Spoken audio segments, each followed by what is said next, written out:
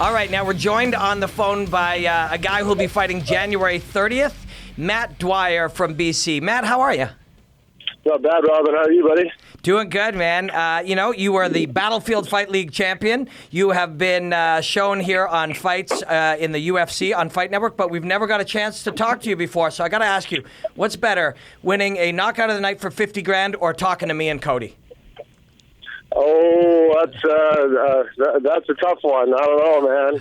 But both are equally satisfying. Okay, you're going to start with a lie. Great, just great. But it's great. Canadian. I'm trying to be polite here. That's exactly right, man. That's what we do. We love the money, though. Yeah, money is good. And man, congratulations. You got off to a great start.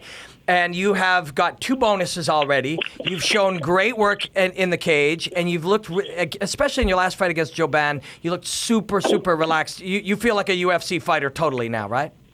Yes, sir. Yeah, I definitely got past those UFC jitters in my last couple fights, and I'm really stoked to be on this fight card coming up January 30th. I can't wait. Your last fight, Matt, an absolutely fantastic performance, and then at that kind of pace, everybody tires down. And in your case, you fatigued just a tad bit, but it comes out after the fight that you actually got an iron deficiency. First of all, tell us a little bit about that, and what have you done in this next camp to kind of fix some of those problems?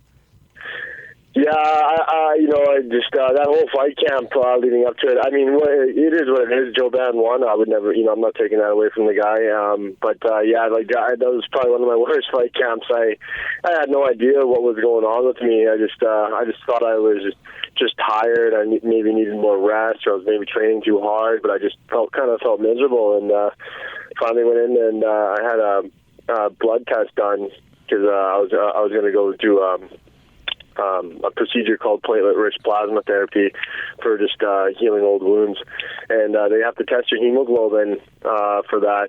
And that's when I found out I had really low iron, and my hemoglobin levels were low too.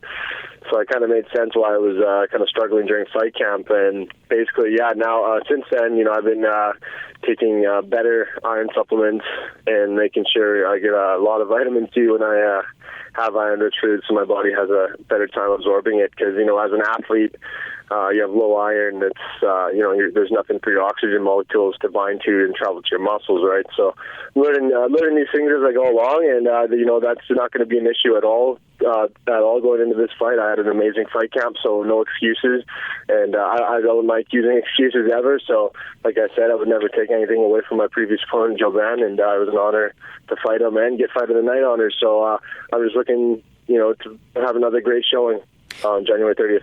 Matt, it's crazy, eh? The deeper you get into it, how many variables there are in diet and nutrition and recovery and healing and all that kind of stuff.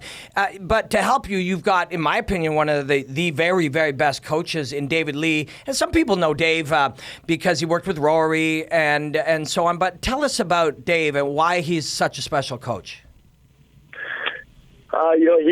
He's been doing it for I think about 20 years now. He's always loved the martial arts ever since he was a kid. He started doing Taekwondo, and when Jiu-Jitsu started getting popular with the Gracies, he was trying to get good at that, right? So he's always been a martial artist enthusiast. He's just always loved the sport, and he just kept growing with it. He's always showing us new things or changing old ways and making something work differently, which was working, so before, making it better. We're just working on all of us as individual athletes on the team. He's really produced a lot of great fighters from his club coming from Little Kelowna, right? We got 4 fighters right now in the UFC, and we've all trained at Toshido. We never trained anywhere else. So to say, we just been there, and David Lee got us there, man. He's a wicked guy. He's very easy to talk to, and just a straight shooter kind of guy, right? Like no BS. He'll call it how he sees it, and when he says something, it's something you want to listen to, right? He's someone you definitely want to listen to. So, and he's just a great guy, great friend, great coach, good guy to look up to, and I would not be here today without that guy. That's for sure. Well, keeping on the topic of Toshido MMA, 3 weeks after you're going to perform over in Pittsburgh, you got two of your teammates in Sam Ross and Shane Campbell fighting on the same card. In a perfect situation, would you like to fight on the same cards as your teammates and kind of get the whole group ready together, have that atmosphere of the locker room, or is it better for you to have David Lee give you all of his focus, travel with you, and then 3 weeks later you can enjoy it as a spectator? Which one do you prefer? I know you fought on the same cards with teammates in the past.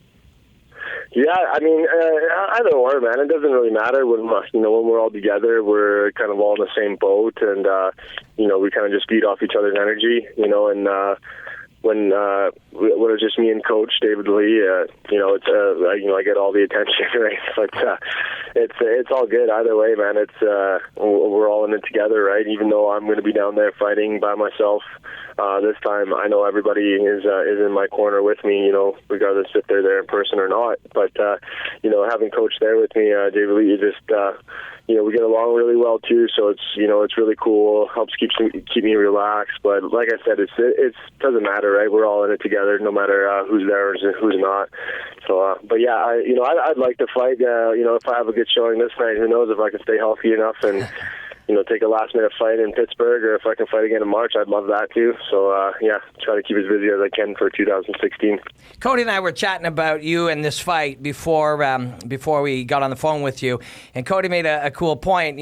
In 14 months, you've already fought 3 times and had 3 really amazing experiences, and you fought UFC vets before that. Now you're fighting a guy, Randy Brown, and he's the brand new guy coming off the grassroots league. How do you make that a big advantage for you? Well, I think by making it a big advantage for me is to not take him lightly at all. I'm taking this guy very serious. I've faced really tough opponents in my last 5 fights, really tough guys, and I took them very serious, and good things happened. Regardless of his experience, it's still another tall, lanky, tough kid, tough scrapper.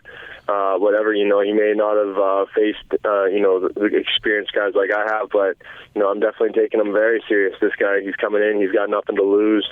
Of course, I'm sure he's going to have a bit of the jitters, fighting in his hometown or, Jersey, and, being in the UFC for the first time, right? It's going to have that effect on anybody. But, yeah, like I said, I'm not taking this kid lightly at all, and I'm going to treat it like any other fight, and I've been preparing very hard for it, and, yeah, so I think that should work out for my advantage because, I'm treating it like it's a championship fight. Well, you're very professional, and as you mentioned, you're obviously not taking this fight lightly. But March 5th, you're actually briefly linked back to a March 5th fight with Erick Silva over in Brazil. Now, you've already been in Brazil, and that fight against Padalino proves that the travel didn't exactly hinder you all that much. Is that what you're looking for? Would you have rathered a big fight against a named guy like Erick Silva? And now you're taking on Randy Brown, and as you mentioned, you're not taking him lightly. You're training like it's the champion of the world. But does it add a little something extra when you're fighting that big name guy that people recognize like Silva? Oh, for sure, right? Like that, fighting a big guy like Silva, and I believe the March 5th card was before. I don't think it's happening anymore, but I think it was supposed to be a pay-per-view event, and a guy like Erick Silva, I would have been on the main card on the pay-per-view show, right? So that would have been a tremendous amount of exposure for me. So that would have been cool. He's a tough dude, and I think we'd definitely have a great fight and a good one for the fans, of course. But it's now fighting Randy Brown it's whatever. I get to work, and it's sooner too, right? I don't have to wait as long, so I get to go back to living in my dream again. Being in there, it's like a dream come true. I'm really truly blessed to be in the UFC after everything I've been through, and to still be here. It's remarkable. But fighting a newcomer, he's young, hungry. He wants to, prove himself, and like I said, he's got nothing really to lose, man. He got in on the TV show, and I'm just gonna look to give him his first loss. When those 15 minutes that you're going to be in there, it's great that you look at that as the moments that you want to live in. That's how all the best athletes, that's how all the best performers do. Those are the true moments of their life. Do you think about a year down the road, and 5 years down the road, and 10 years down the road? Do you project some of that stuff and visualize your future a little bit in addition to living in those moments? Yeah, just to be prepared for my future, right? You never know what to expect. So I like to be prepared for anything, right? And but I would love to fight in the UFC as long as I can. I don't want to lose ever again, right? I want to keep myself in there and prove my worth, right? And yeah, it's just me, man. I can't just really see myself doing anything else. I mean, sure, I'm a hard-working guy. I've had hard jobs before, and I've worked and earned my bread. But I'd like to work and earn my bread inside the cage and put on an amazing show. All my wins are by finish. I come in for the finish. All my wins are by knockout. I come in for the finish. But win or lose, something you can always expect from me is an exciting fight. Doesn't matter what happens, win or lose. I will bring it. It's going to be an exciting fight no matter what. But I do come for the win. I come for the finish. I have that killer instinct, right? And I just love it. That's when I truly feel alive, is when I'm in the heat of battle, right? It's just you're living on the edge. I just love it.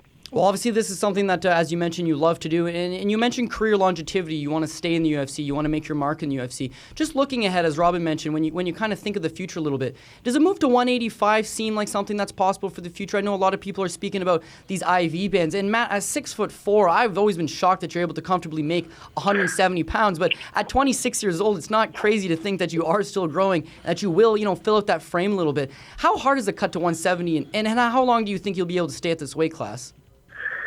Well, man, last couple of times, I've only had to sweat out 5 pounds of water, and my whole entire career, I've never went on the IUV ever, and I've heard it's amazing. I heard it's really great, and it makes sense to me, because you're rehydrating directly into your bloodstream, and then you still have a ton of room in your stomach to rehydrate more and put more food in you. But, I have a certain procedure that I do, certain steps that I take after the weigh-ins, and how I do it periodically over a period of time to stretch my stomach back out and rehydrate, and then eat a bunch of food, my carb intake and whatever I want, really, and I feel fresh the next day. I've never done the IUV, and, I think that's going to work out for my advantage for guys that are used to it. Those guys are probably going to go up a weight class. Yep. But, it's hard to say because, I'm tall and skinny. I've been a tall and skinny kid my whole life. Both my parents are tall and skinny. And right now I'm 26, and my weight currently right now is probably 183, 184 right now. It just depends. My weight fluctuates like crazy, right? But when I'm strict on my diet, it fluctuates. It stays right around 183, 185, maybe 186. I can go up easily to 190, but just as long as I'm strict with it, and I'll definitely make weight no problem. And I probably won't be looking to go up to 185 until I die trying to cut weight, and it's okay, no, I got to go up to 185. If it stays the same like it has been, where I've only had to sweat out 5 pounds on weigh-in day, then I'll be at 170 for a while then. Hey, Matt, have fun on January 30th, man. And like I said at the top, you've been the Battlefield Fight League champ. We've been showing you here on Fight Network. We're real happy for you that things are going so well, and keep killing it, man, and have fun January 30th. Thanks, brother. I really appreciate you having me on the show, and it's great talking to you. You too, man. We'll talk to you again. Have fun. Sounds good, buddy. Thanks. Cheers.